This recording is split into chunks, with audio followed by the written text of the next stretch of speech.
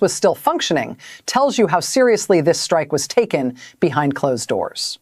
You do not issue statements about operational continuity unless there was a credible threat that it might be disrupted. Receipt number 3. The gap between narratives and what it reveals. Iran is telling its public it delivered a devastating blow.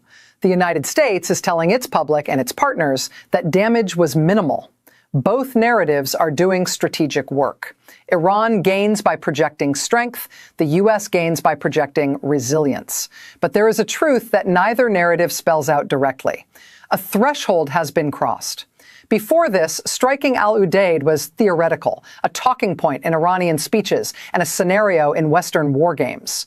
Now it is operational reality. Whether 5 missiles struck near the target or 50 were fired overall is less important than the fact that the decision to shoot was made, the missiles were launched, and at least one reached the base. That precedent does not rewind.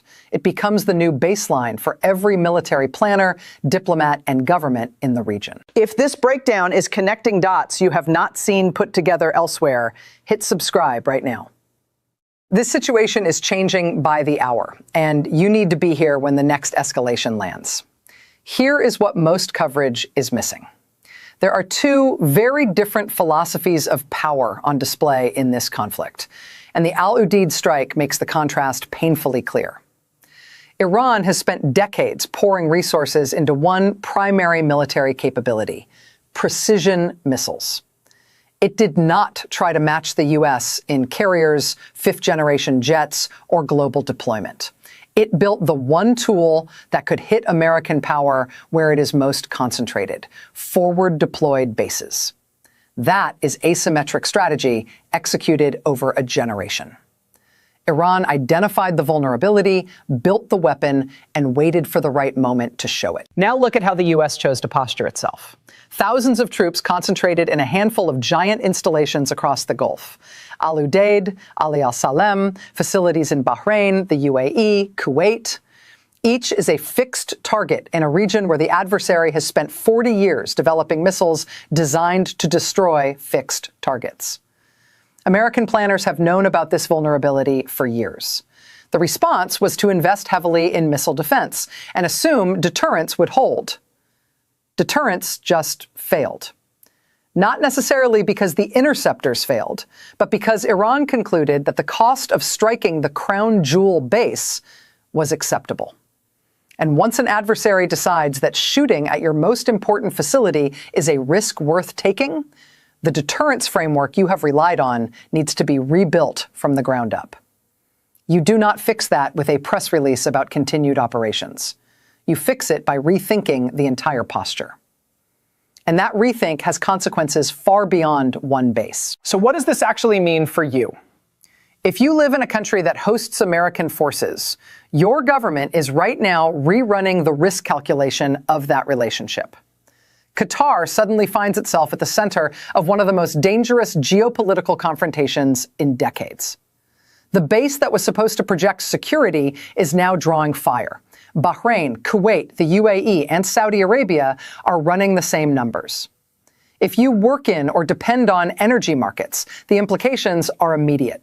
The Gulf is the heart of global oil exports, and any escalation involving missile strikes on military targets in oil-producing states sends shockwaves through prices and supply chains worldwide. If you are a U.S. taxpayer, the multi-billion-dollar missile defense architecture you funded is going through its most important real-world trial.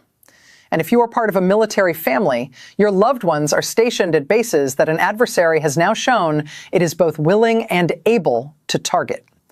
Once that line has been crossed, every other base looks relatively softer. Where does this go from here? I see 3 paths. Scenario 1, managed containment.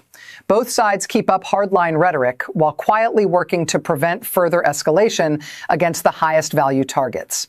Iran sells this as a major victory at home. The U.S. stresses that operations continue to calm allies. Back-channel diplomacy through players like Qatar or Oman sketches out informal red lines. The strike becomes a defining moment, but not the spark for a region-wide fire. Even in that best case, the precedent remains. Every future U.S.-Iran crisis will now factor in Al Udeid and every other Gulf base as realistic targets. Scenario 2. Regional realignment. After watching missiles fired at a base on Qatari soil, Gulf states quietly begin to renegotiate the terms of the U.S. presence. Some could press for reductions or dispersal of forces. Others may look for supplementary security guarantees from other powers, especially China, which is already deeply embedded in Gulf energy and infrastructure. The U.S. base network that has defined the region's security order for decades might start to shrink, not through dramatic announcements, but through gradual erosion of host nation willingness to shoulder the risk. Scenario 3. Escalation spiral. The U.S. responds militarily against Iranian launch sites in direct retaliation. Iran answers with additional missile salvos against Gulf bases or energy infrastructure. Each round of retaliation produces more damage, more casualties, and more pressure on Gulf governments to either pick a side or tell U.S. forces to leave. Energy markets spike violently. Shipping through the Strait of Hormuz slows or halts. What began as a strike on one airbase becomes the trigger for a regional conflagration that reshapes energy flows, alliance systems, and the distribution of military power for a generation. This is the scenario nobody wants. But escalation spirals do not require intent. They only require that each side believes not responding is more dangerous than responding. Here's what you need to understand. Whatever the final damage picture at Al Udeid turns out to be, the strategic ground has already shifted.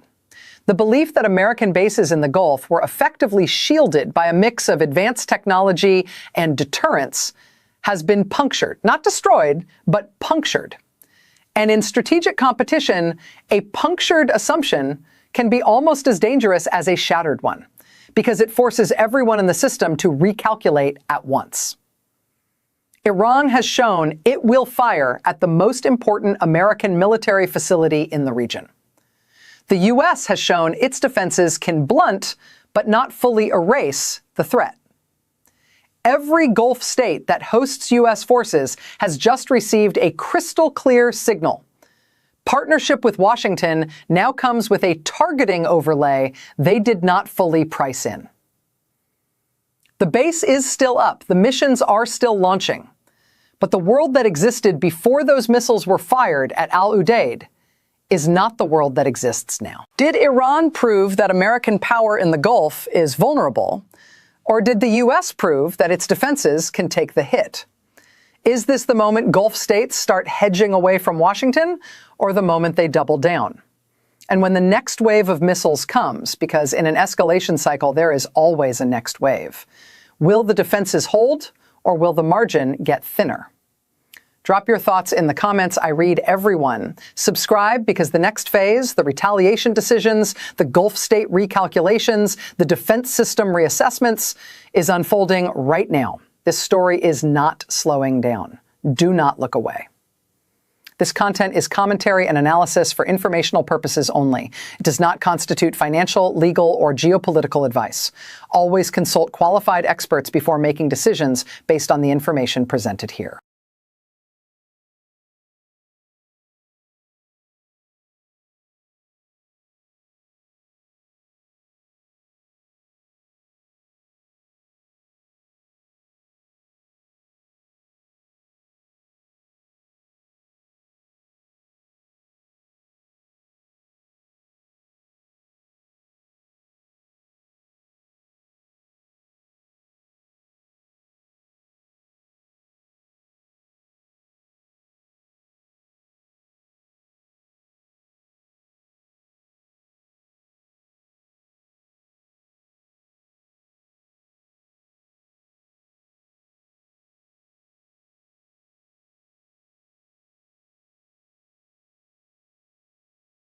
Iran has fired a direct ballistic missile strike at Al Udeid Air Base in Qatar, one of the largest and most critical American military installations on the planet.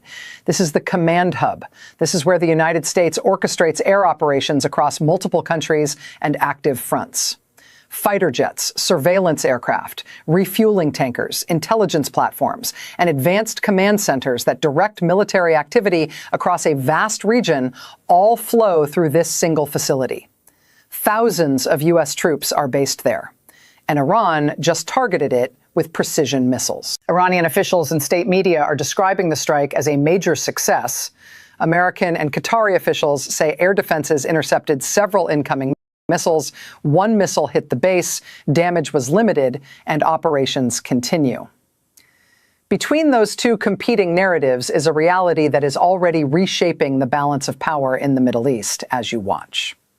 In the next few minutes, I'm going to walk you through exactly what Iran claims happened, what the United States is saying in response, why the gap between those two stories matters more than either one on its own, and why this single strike may have already changed the calculus of every government in the Gulf, regardless of how much concrete was actually destroyed. Imagine you have a security system guarding your most valuable property. You have spent billions on cameras, sensors, alarms, and rapid response teams. You have told everyone in the neighborhood your building is untouchable. Then one night, someone shoots directly at it. Maybe the system stops most of the attack. Maybe some debris ends up inside the fence. Maybe the physical damage is minor. But everyone on the street just watched somebody take the shot.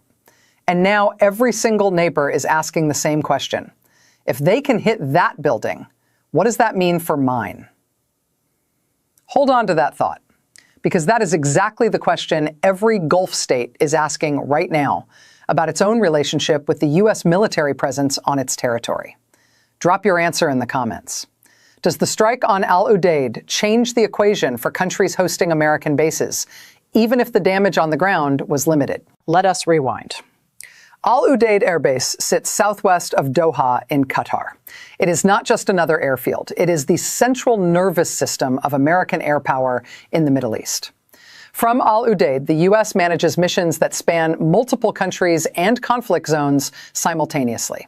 The base hosts the Combined Air Operations Center, the CAOC, which coordinates and directs the full spectrum of American and coalition air operations across the region. Surveillance flights, combat sorties, aerial refueling, electronic warfare, and intelligence collection are all fused through this one command hub. For years, Iranian commanders have publicly warned that U.S. bases in the Gulf are within range of Iranian missiles and would be targeted in a major war.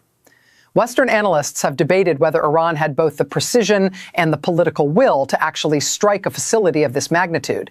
The assumption in many defense circles was that hitting Al Udeid would be such a dramatic escalation that Iran would be deterred by the likely consequences.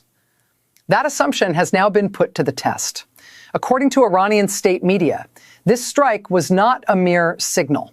It was a calculated operation aimed at the strategic nerve center of America's military presence in the Gulf. The question is no longer whether Iran would ever target a facility this important. The question is, what happens now that it has? Receipt number 1. The Iranian claim of precision impact. According to Iranian officials, the strike on Al Udeid formed part of a broader retaliation campaign in the escalating confrontation involving Iran, the United States, and Israel. Iranian commanders say precision missiles were launched in a coordinated salvo aimed at critical military infrastructure on the base. State media outlets in Iran quickly pushed out statements asserting that missiles struck important sections of the installation. Some reports suggest operational areas were hit. Others say logistical infrastructure took significant damage. Iranian military spokesmen present the operation as proof that American military assets in the region are vulnerable and that even heavily fortified bases fall within reach of Iranian missile forces. The narrative out of Tehran is crafted with care. Strategically, it is designed to say, we can reach and hurt the most protected U.S. facilities in the Middle East. Symbolically, it is meant to tell every government in the region that hosting American forces does not guarantee safety. It guarantees being on the target list. Whether the physical damage truly matches the rhetoric is almost secondary to that strategic signal. Receipt number 2. the American counter-narrative of limited damage. After hours of confusion, Washington responded. U.S. defense officials confirmed that missiles were indeed launched toward Al-Udeid. But their version of events diverged sharply from Tehran's. According to U.S. military sources, the air and missile defenses around the base successfully intercepted several incoming missiles. They acknowledged that a ballistic missile struck the base and that debris and fragments landed inside the perimeter. But they maintain that the damage was limited. The Pentagon has emphasized that Al-Udeid remains operational and that key facilities and command functions